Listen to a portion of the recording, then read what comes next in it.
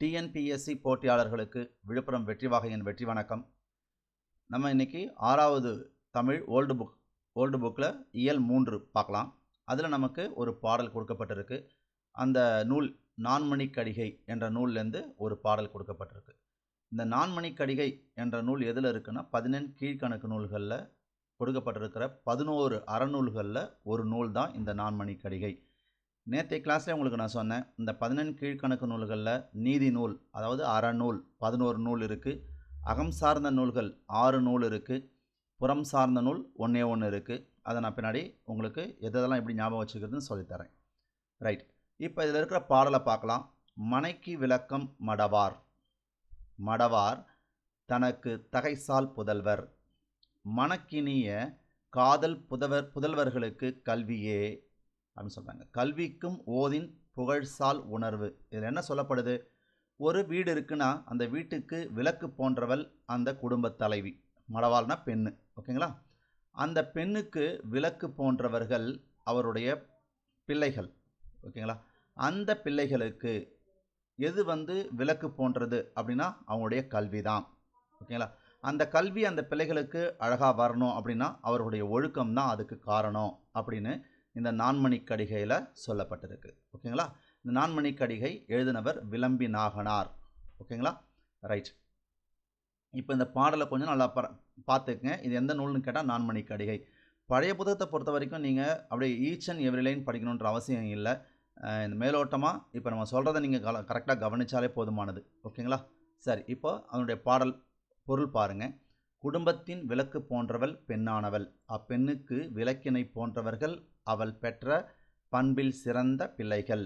மனத்திற்கினிய அன்புமிக்க அப்பிள்ளைகளுக்கு விளக்கினை போன்றது கல்வி. அந்த கல்விக்கு விளக்காக விளங்குவது அவர்களுடைய நல் ஒழுக்கங்கள். இதெல்லாம் உங்களுக்கு எப்படி வேணாலும் கேள்வியாக கேட்கலாம், ஓகேங்களா? சரி, அதுக்கப்புறம் அறிஞ்சொற்பொருள், அந்த சொல்பொருள்லாம் கண்டிப்பாக நம்ம படித்து வச்சுக்கணும், ஓகேங்களா? ரைட், ஆசிரியர் குறிப்பு. நூலினுடைய பெயர் விளம்பி நாகனார், நூலாசிரியர் பெயர், ஓகேங்களா? நூல் நான்மணிக்கடிகை. விளம்பி என்பது அவரோட ஊர் பெயர். இதெல்லாம் நமக்கு கேள்வியாக வரும். விளம்பி நாகனார், இதில் விளம்பி என்பது எதை குறிக்கிறது? அவருடைய ஊரை குறிக்குது. இதெல்லாம் கொஞ்சம் கவனமாக பாருங்கள். நாகனார் என்பது அந்த புலவருடைய இயற்பெயர். இதில் கொடுத்துட்டு அந்த நான்மணிக்கடிகை இயற்றிய ஆசிரியரின் இயற்பெயர் என்னன்னு கேட்பாங்க. அப்போ நாகனார். இதெல்லாம் கொஞ்சம் அப்படி தெளிவாக பார்த்தாலே போதும், ரொம்பலாம் மனப்பாடம் பண்ண தேவையில்லைப்பா. நூல் குறிப்பு. நான்மணிக்கடிகை என்பது 14 கீழ்கணக்கு நூல்களில் ஒன்று. ஏற்கனவே உங்களுக்கு சொல்லியிருக்கேன், இந்த 14 கீழ்கணக்கை என்ன சொல்லலாம் அப்படின்னா நற்கணக்குன்னு சொல்லலாம்ப்பா, நற்கணக்கு. அதுவே 14 மேற்கணக்கை வீரயுக பாடல்கள்னு சொல்லலாம். நோட் பண்ணி வச்சுக்கிட்டு நல்லா மெமரி பண்ணுங்க, ஓகேங்களா? சரி, அதில் அறம் சார்ந்த நூல். இந்த நான்மணிக்கடிகை என்பது அறம் சார்ந்த நூல், ஓகேங்களா? கடிகை என்பது அணிகலன். இதெல்லாம் எக்ஸாமில் கேள்வியாக கேட்டிருக்காங்க. 4 மணிகள் கொண்ட அணிகலன், ஓகேங்களா? இதெல்லாம் எக்ஸாமில் கேள்வியாக வந்திருக்கு. இதன் பொருள் ஒவ்வொரு பாட்டும் 4 அறக்கருத்துக்களை குறிக்கிறது. இதில் இருக்கிற பாடல் ஒன்றுதுங்க 4 அறக்கருத்துக்களை கூறுகிறது. அதனால தான் நான்மணிக்கடிகை, 4 மணி போன்ற கருத்துக்களை கூறுகிறது. ரைட், அடுத்து இதில் இருக்கிற பாடலுடைய பொருளாக நம்ம இப்போ முன்னாடி தான் பார்த்தோம், அப்படியே நீங்கள் பார்த்துக்கலாம். இதில் வேறு ஒன்றும் பெருசாக இருக்காது, நீங்கள் பாருங்கள். இப்போ நம்ம அடுத்தது என்ன இருக்குன்னு பார்க்கலாம்.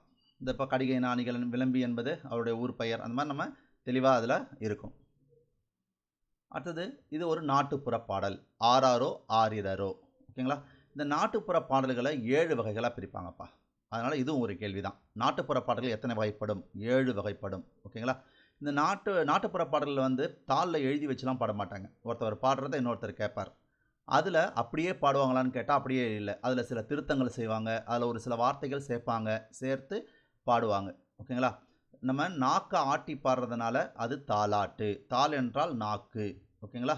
ஓகே, இது பாருங்கள். ஆராரோ ஆரிரரோ, ஆராரோ கண்ணே கண்மணியே, இதெல்லாம் அது தாலாட்டில் குழந்தைக்கு பாடுற பாட்டு, ஓகேங்களா? சரி, இதை நாட்டுப்புற பாடல்கள். நாட்டுப்புற பாடல்கள் எத்தனை வகைப்படும்? 7 வகைப்படும், ஓகேங்களா? இந்த நாட்டுப்புற பாடல்கள் தாளில் எழுதி வச்சு பாடப்படாது, வாய் வழியாக பாடப்படுகிறதுனால அதனால் வாய்மொழி இலக்கியம். இதெல்லாம் எக்ஸாமில் கேட்டிருக்காங்கப்பா. வாய்மொழி இலக்கியம் என அழைக்கப்படுவது எது? நாட்டுப்புற பாடல்கள். நாட்டுப்புற பாடல்கள் கீழ்கண்ட ஒன்றில் இவ்வாறு அழைக்கப்படுகிறது, வாய்மொழி இலக்கியம். இப்படிலாம் நமக்கு கேள்வி கேட்டிருக்காங்க, ஓகேங்களா? சரி, இப்போ சென்னை போன்ற பெருநகரங்களில் இந்த நாட்டுப்புற பாடலை என்ன பேரில் பாடுறாங்க? கானா பாடல் என்ற பேரில் பாடுறாங்க. அப்போ கானா பாடல் என்றதும் ஒரு வகை நாட்டுப்புற பாடல் தான். ஓகேங்களா? சரி, இதெல்லாம் விளையாட்டு பாட்டு. சின்ன வயசில் நம்மளே என்ன பண்ணியிருப்போம்? கொழுக்கட்டை கொழுக்கட்டை ஏன் வேகலை, அடுப்பு எரியல நான் வேகலை, இதெல்லாம் சும்மா ஒரே ஒரு தடவை படிச்சுட்டு விட்டுருங்க. இதெல்லாம் அந்த அளவுக்கு இம்பார்ட்டன்ஸ் கிடையாது. இதெல்லாம் ஒரு விளையாட்டு பாடல். நம்ம சின்ன குழந்தையில விளையாடும் போது பாடப்படுகின்ற பாடல். அதனால் இதெல்லாமே விளையாட்டு பாடல். ஓகே, இது ஃபுல்லாக விளையாட்டு பாடல். பாருங்க, விளையாட்டு பாடல். ஓகேங்களா? ரைட். இங்கே பாருங்கள், ஒருவர் பாடியது போல அப்படியே இன்னொருவர் பாடுவது இல்லை இல்லையா? அதில் சின்ன சின்ன திருத்தங்களையும் புதிய வார்த்தைகளை சேர்த்தும் பாடுவாங்க. ஓகே, பாருங்கள், 7 வகை. 1 2 3 4 5 6 7. இதுதான் 7 வகை சொல்கிறாங்க. குழந்தைக்கு பாடினா அது தாலாட்டு. சின்ன வயசில் விளையாடும்போது பாடுறது விளையாட்டு பாடல். தொழில்ன்றது நாற்று நடுறது, ஏத்தம் இறைக்கிறது, துணி துவைக்கிறது, இல்லை படகு ஓட்டுறது, ஏதோ ஒரு தொழில் செய்யும் பொழுது பாடப்படுகின்ற பாடல் தொழில் பாடல். சடங்கு அப்படின்னா திருமணத்தின் போது பாடப்படுகின்ற பாடல்கள் தான் அது சடங்கு பாடல். அதை கொண்டாட்ட பாடல் கூட சொல்லுவாங்க. ஓகேங்களா? சில சடங்குலாம் செய்வாங்க. அப்புறம் கொண்டாட்ட பாட்டு. ஓகேங்களா? வழிபாட்டு பாடல்கள். இப்போ கடவுள் இருக்கார், நீங்கள் அந்த கடவுளை வழிபடுறீங்க, அப்படி பாடப்படுகின்ற பாடல்கள் வழிபாட்டு பாடல்கள். இப்போ தெய்வத்தன்மை பொருந்திய பாடல்கள் நாட்டுப்புற பாடல் எந்த பிரிவில் வரும்? வழிபாட்டு பாடல்களில் வரும். இறந்தவங்களுக்கு பாடுறது ஒப்பாரி பாடல். ஓகேங்களா? ரைட். பிறந்த குழந்தைக்கு பாடுறது தாலாட்டு. கொஞ்சம் வளர்ந்தா விளையாட்டு பாடல். அதுக்கப்புறம் தொழில் செய்யும்போது அது தொழில் பாடல். திருமணம் மற்றும் பிற நிகழ்வுகளை பாடுவது சடங்கு பாடல், கொண்டாட்ட பாடல். சாமி கும்பிடும்போது வழிபாடு. இதுதான் நம்ம பார்த்துருக்கோம். இறந்தோருக்கு பாடுறது ஒப்பாரி பாடல். அப்போ இதெல்லாம் கேட்டால் நம்மளால் ஈஸியாக ஆன்சர் பண்ணிவிடும். நம்ம கொடுக்குறது வீடியோ வெறும் 10 நிமிஷம் 20 நிமிஷம் அரை மணி நேரத்துக்குள்ளே தான் போடுறோம். இதே மாதிரி நம்ம குரூப் 4க்கு தான் தயார்படுத்துகிறோம். நீங்கள் இதை கரெக்டாக ஃபாலோ பண்ணிங்கன்னா கண்டிப்பாக தமிழில் நீங்கள் 98 மார்க் எடுக்கிறது உறுதி. ஓகேங்களா? ரைட். இப்போ பாருங்கள், தமிழர் வாழ்வின் ஒவ்வொரு நிலைக்கும் இப்படி பாடல்கள் உண்டு. இதை சொல்கிறாங்க, கொழும்புல கூடாரம், உங்கள் மாமா கொத்தமல்லி வியாபாரம். இந்த பாடல் நம்மளுடைய உடன்பிறப்புகளான அண்ணன் தம்பி தங்கை அவங்களுடைய சிறப்புகளை பற்றி பாடக்கூடிய பாடல் தான் இந்த பாடல். ஓகேங்களா? அடுத்தது பாருங்கள், சாஞ்சாடு அம்மா சாஞ்சாடு. இது சின்ன குழந்தைய காலில் போட்டு நம்ம என்ன பண்ணுவோம்? காலை தூக்கி தூக்கி ஆடுவோம். அது என்னது? குழந்தைக்கு பாடுற ஒரு தாலாட்டு பாடல். ஓகேங்களா? சரி, அடுத்தது இது தொழில் பாடல். நெல் அறுக்கும்போது வெள்ளி பிடி அருவா விடலை பிள்ளை கை அருவா. ஏன்னா நெல் அறுக்கும்போது என்ன பண்ணுவாங்க? கையில் அருவா வச்சுட்டு இருப்பாங்க இல்லைங்களா? அதனால் இது தொழில் பாடல். அப்படியே உட்காந்துலாம் மனப்பாடம் பண்ணாதீங்க. அந்த பொருளை புரிஞ்சுட்டு ஈஸியாக நீங்கள் எடுத்துருங்க. பாருங்கள், நெல் கதிர் அப்படின்னு வருது இல்லைங்களா? நெல் அறுக்கும்போது பாடுறது தொழில் பாட்டு. சரி, அடுத்தது சோ அழுக்கு துணியை. இது ஒரு சலவை தொழிலாளி துணி துவைக்கும் பொழுது பாடப்படுகின்ற ஒரு தொழில் பாட்டல், அவங்களுடைய களைப்பு தெரியாமல் பாடுறதுக்காக. ஓகே, அடுத்தது பாருங்கள், இதுதான் ரொம்ப ரொம்ப முக்கியமான ஒரு வரி. இந்த மாதிரி புக்கில் ரொம்ப டீவியேஷனாக ஒரு வரி இருக்குது. இதை வெரி வெரி இம்பார்ட்டண்ட்டாக நீங்கள் தெரிஞ்சு வச்சுக்கலாம். ஊரான் தோட்டத்திலே ஒருத்தன் போட்டானாம் வெள்ளரிக்கா, காசுக்கு 2 விற்க சொல்லி காகிதம் போட்டானாம் வெள்ளக்காரன். அப்போது எங்கிருந்தோ நம்ம நாட்டில் நம்ம பயிர் வச்சு நம்ம இது பண்ணுறோம், அவன் விலை வைக்கிறான் அதுக்கு. அதுதான் இது ஒரு விழிப்புணர்வு பாடல். இந்த இடத்துல விடுதலை போராட்ட காலத்தில் உருவான நாட்டு பாடல். அதை எப்படி கிரியேட் பண்ணுவாங்க எக்ஸாம்பிள் அப்படின்னு கேட்டால் எப்படி சொல்லுவாங்க? இந்த பாடலை கொடுத்துட்டு அது ஒரு விழிப்புணர்வு பாடல்னு சொல்லுவாங்க. அப்போ நல்லா இந்த வரியை நீங்கள் கொஞ்சம் ஃபோக்கஸ் பண்ணிக்கோங்க. ஊரான் தோட்டத்திலே ஒருத்தனம் போட்டனா வெள்ளரிக்கா அப்படின்ற ஒரு பாடல் விழிப்புணர்வு பாடல் என்றதை நல்லா நோட் பண்ணி வச்சு படிங்கப்பா. ஓகேங்களா? சரி, ரைட். அடுத்தது இந்த பாயிண்ட் என்ன இருக்குது பாருங்கள், ஒரு குடம் தண்ணி மூண்டு. இதெல்லாம் சின்ன வயசில் விளையாடின பாட்டு, விளையாட்டு பாடல். ஓகே, இதில் நம்ம படித்தது தான். இதில் சின்னதாக இருக்குது, ஒன்றும் பெரிய அளவில் இதில் நம்ம யோசிக்கிற அளவுக்குலாம் இல்லை. சென்னை போன்ற நகரங்களில் பாடுறது கானா பாடல், சாமி கும்பிடும்போது பாடுறது தொழில் பாடல். இதெல்லாம் ரொம்ப ஈஸி. அடுத்தது என்ன இருக்குது? இந்த வீரச்சிறுவன். இப்போ இந்த வீரச்சிறுவன் பார்த்தீங்கன்னா ஒரு ஸ்டோரி மாதிரி இதை கொடுத்துருக்காங்க. இதை உட்காந்து படிக்கிறதுக்கே நமக்கு கொஞ்சம் ரொம்ப நேரமாகும். அதனால் இதை நம்ம புக்கை ஓப்பன் பண்ணிக்கிறேன் நான். இப்போ பாருங்களேன், நம்ம புக்கில் இந்த இயலில் எங்கெல்லாம் கேள்வி கேட்டிருக்காங்கன்னு பாருங்கள். இங்கே பாருங்களேன், இது 4 மணி கடிகை. இப்போ நம்ம பார்த்தோம் இல்லைங்களா? அதில் டிஎன்பிஎஸ்சியில் எவ்வளோ கேள்வி வந்திருக்கு பாருங்கள். இங்கே பாருங்கள். அடுத்தது என்னது?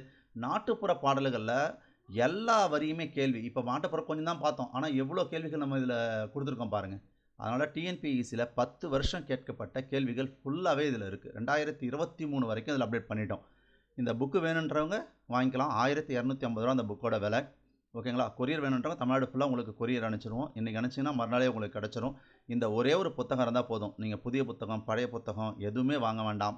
அதே மாதிரி ப்ரீவியஸ் இயர் கொஸ்டின் பேப்பர் எதுவுமே போட வேண்டாம். இந்த புக்கு வாங்குறவங்களுக்கு 2024 நடந்த அனைத்து எக்ஸாம்லையும் கேட்கப்பட்ட தமிழ் கேள்விகள் உங்களுக்கு பிடிஎஃபாக நாங்கள் அனுப்பிச்சி வச்சுருவோம். ஓகேங்களா? அதனால் நீங்கள் தமிழுக்கு எங்கேயுமே உங்களுடைய நேரத்தை செலவிடவே வேணாம். இந்த ஒரு புத்தகம் உங்கள் கையில் இருந்தால் போதும்ப்பா. ஓகே. இயல் 3.3 வீரச்சிறுவர். இந்த வீரச்சிறுவன்றவர் விவேகானந்தன் சொல்லுவாங்க. இவரை வீரத்துறவின்னு கூட சொல்லுவாங்க. அப்போ ஒரு விஷயத்தையும் நல்லா படிச்சுங்க. வீரத்துறவின்னா விவேகானந்தர், அதே அரச துறவி அப்படின்னு கேட்டால் இளங்கோவடிகள். ஓகேங்களா? சரி. விவேகானந்தரோட இயற்பெயர் நரேந்திர தத். இவர் ராமகிருஷ்ண பரமஹம்சருடைய சீடர். ஓகேங்களா? இது நாங்கள் கொஞ்சம் கூடுதலாக கொடுத்துருக்கேன். ஓகேங்களா? ராமகிருஷ்ண பரமஹம்சருடைய சீடர் விவேகானந்தர். இந்த விவேகானந்தருடைய சீடர் நிவேதிதா. நிவேதிதாவுடைய சீடர் பாரதி. கொஞ்சம் ரைமிங்காக உங்களுக்கு அதனுடைய கண்டினியூஷன் இருக்கணுன்றதுக்காக இது நம்ம புக்கில் இருக்காது. இந்த மாதிரி கொஞ்சம் கூடுதல் தகவல்களையும் அழகாக உங்களுக்கு புரிஞ்சுக்கிறதுக்கு நாங்கள் இந்த புக்கில் கொடுத்துருக்குறோம்.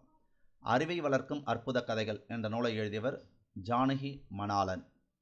மரத்தில் பேய் இருக்கிறது என்று ஒருவர் கூறிய போதும் அஞ்சாது மரத்தில் ஏறி விளையாடிய சிறுவன் நரேந்திர தத். இதெல்லாம் ஒரு தடவை ரீட் பண்ணுறதாங்க. இதெல்லாம் கேள்வியெல்லாம் வர்றதுக்கு வாய்ப்பு மிக மிக குறைவு. மிக மிக முக்கியமான கேள்விகள் இந்த புத்தகத்தினுடைய நீங்கள் லாஸ்ட் குரூப் 4ல் பார்த்தீங்கன்னா டிஎன்பிஎஸ்சி அப்படின்னு நம்ம போட்டிருக்கோம் பாருங்கள் ரெட்டில். அதிலிருந்து மட்டும் 55 கேள்விகள் உங்களுக்கு கேட்டிருக்காங்க. வரக்கூடிய குரூப் 2லையும் கண்டிப்பாக அதே அளவுக்கு இருக்கும். அடுத்து வரக்கூடிய குரூப் 4 எக்ஸாம்லேயும் இதே அளவுக்கு இருக்கும். அப்போ நீங்கள் ப்ரீவியஸ் இயர் கொஸ்டின் பேப்பரை தேடுறதுக்காக நீங்கள் உங்கள் நேரத்தை செலவிடாதீங்க. நாங்கள் 2 வருஷம் உழைப்பினில் இந்த புத்தகத்தை உருவாக்கியிருக்கோம். இது உங்களுக்கு மிகப்பெரிய வெற்றியை தேடித்தர்றதுக்கு ஒரு மிகச்சிறந்த புத்தகமாக விளங்குன்றதில் எங்களுக்கு எந்த விதமான ஐயப்பாடும் கிடையாது. ஓகேங்களா? சரி. விவேகானந்தர் துப்பாக்கி சுடும் பயிற்சி இல்லாமலே குறித்தவராமல் சுட்ட முட்டை ஓடுகளின் எண்ணிக்கை 12. அதாவது ஒரு அமெரிக்கா போயிருக்கும்பொழுது ஒரு ஆத்தங்கரையில் அங்கே அமெரிக்காவில் இருக்க இளைஞர்கள் ஆற்றுல தண்ணி போய்கிட்டு இருக்கும். அது மேலே முட்டை ஓடு மிதந்துக்கிட்டு இருக்கும். அப்போ அவங்க ஷூட் பண்ணுவாங்க. அவங்களால ஷூட் பண்ண முடியாது அந்த முட்டை ஓடுகளை. உடனே நான் ட்ரை பண்ணட்டுமா அப்படின்னு விவேகானந்தர் கேட்பாருங்களாம். சரிங்க அப்படின்னு அந்த கன்னை கொடுப்பாங்க. இவர் 12 முட்டை ஓடுகள், இதை கவுண்டிங் சும்மா ஒரு தடவை பார்த்துங்க. 12 அப்படின்றத ஒரு டசன். ஓகேங்களா? அந்த முட்டை ஓடுகளை ஒன்று கூட ஒரு குறி தவறாமல் கூட சுடுவாராம். இது எப்படி நீங்கள் மிகப்பெரிய துப்பாக்கி பயிற்சி வீரரான்னு கேட்கும்போது இது வரைக்கும் நான் துப்பாக்கியை கையாலே தொட்டது கிடையாது. அப்புறம் எப்படி இதை சுட்டிங்க அப்படின்னும் பொழுது நம்ம மனசை ஒருநிலைப்படுத்தி ஒரு விஷயத்தை செய்கிறோம் அப்படின்னா அதில் நமக்கு தவறே நடக்காது அப்படின்னு சொல்லுவார். நம்ம படிப்புக்கும் அதுதான். நம்ம படிக்கும்பொழுது மனசை ஒருநிலைப்படுத்தி நம்ம படிக்கிறோன்னா மிக குறுகிய நேரத்திலே நம்ம அதிகமான வினாக்களை மனப்பாடம் செய்ய முடியும். ஓகேங்களா?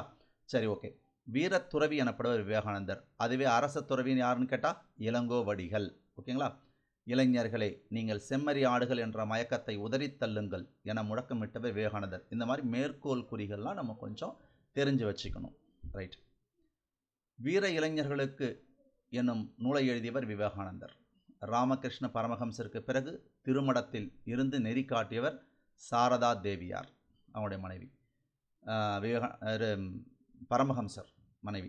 எத்தகைய கல்வி தன்னம்பிக்கையை தந்து ஒருவரை சொந்த கால்களில் நிற்கும்படி செய்கிறதோ அதுதான் உண்மையான கல்வி என்று கூறியவர் விவேகானந்தர். ஓகேங்களா? பிறர் தன்னை தாக்கிய போது திரும்பி தாக்காது பொறுமையை கடைபிடித்தவர் துறவி மகாவீரர். ஓகேங்களா? சமண மதத்தை தோற்றுவித்த மகாவீரர்.